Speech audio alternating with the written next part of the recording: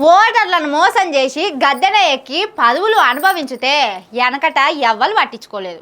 కానీ ఇప్పుడు రోజులు మారినాయి కదా, ఏదో మాయ మాటలు చెప్పి మభ్యపెట్టి ఓట్లేసేటట్టు ఎత్తులు చేసి గెలుస్తారు కావచ్చు. కానీ ఎమ్మడి పడే తరిమే రోజులు వచ్చినాయి. చూసుకుంటా ఊకుంటే ఈ మోసాలు ఎల్లకాలం ఉంటాయి అనుకొని తిరగబడుతున్నారు జనాలు. ఇగో ఇక్కడ చూడు రెట్లయితుందో.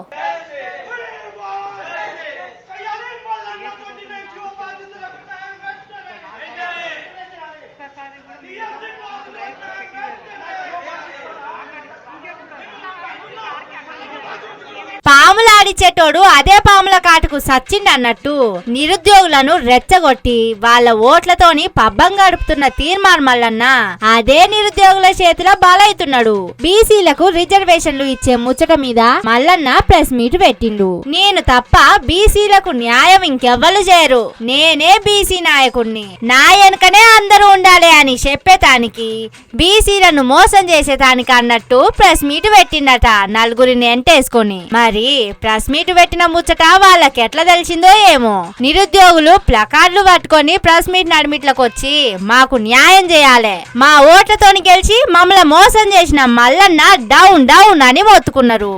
వీళ్లకు కాంగ్రెస్ సర్కార్ పెట్టిన పరీక్షల్లో పంతులు నౌకర్లు వచ్చినాయట గాని వచ్చిన కొలువులను ఎత్తగొట్టి తిప్పల పెడుతున్నారట. అందుకే మా ఓట్లతోని గెలిచిన మల్లన్న దీని మీద ఎందుకు మాట్లాడవు, నీ నోరు ఎందుకు మూగపోయింది, ఎందుకు మూతికి కుట్లేసుకున్నావు, మా ఈ బతుకులు కావా, మేము బీసీలం గామా, ఎందుకు మాట్లాడుతావు తీర్మాన్ మల్లన్న, అందరినీ మోసం చేసినట్టు మమ్మల్ని కూడా మోసం చేసినవా అన్నట్టు మొత్తుకున్నారు.